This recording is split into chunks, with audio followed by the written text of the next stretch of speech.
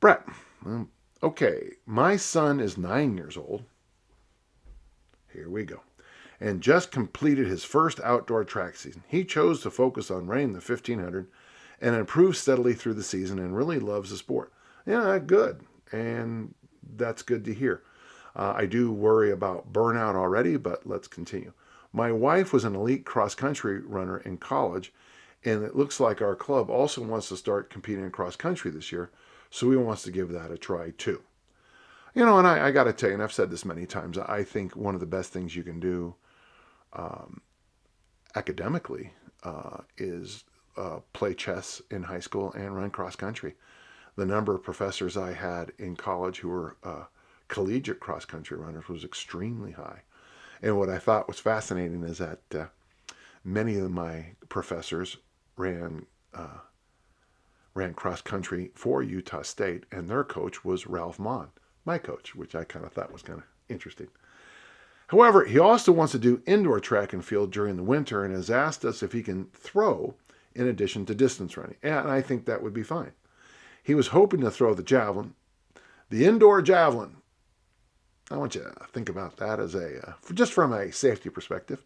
But since that is not an indoor field event, he wants to throw the shot put instead.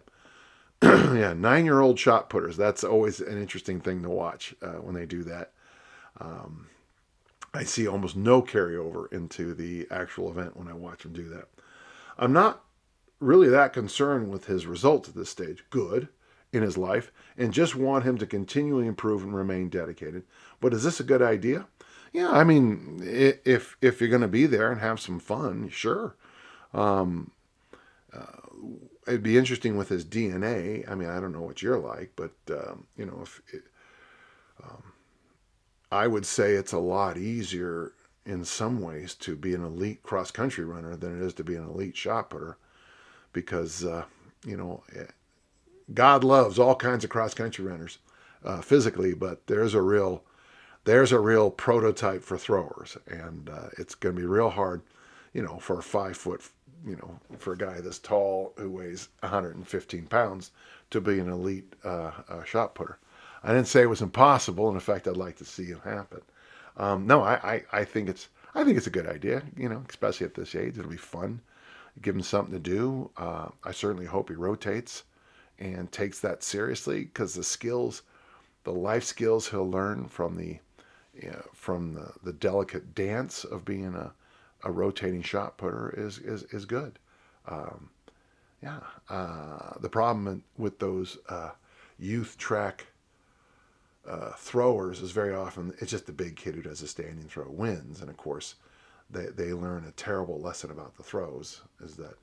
And very often, I mean, I've had coaches tell me they always get the big fat kids throwing. It's like, that's not who you want. You need elite athletes, and that's why the best recruiting I used to do was I would find the kids who got cut from the freshman basketball team and talk to them about being throwers.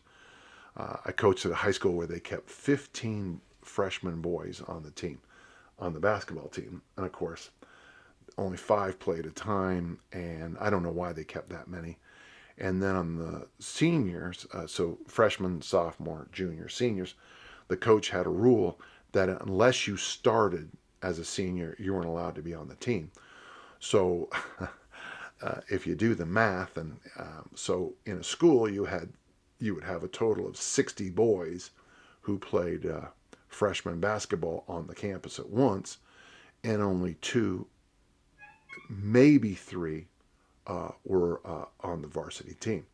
That's a huge washout rate in 4 years. So I used to talk to the kids who were cut and say, listen, you come out, and very often those kids were some of the best athletes in our programs when they were seniors, because they just had to hit puberty. Remember, puberty is a big deal in youth sports. I hope that helps. I don't know.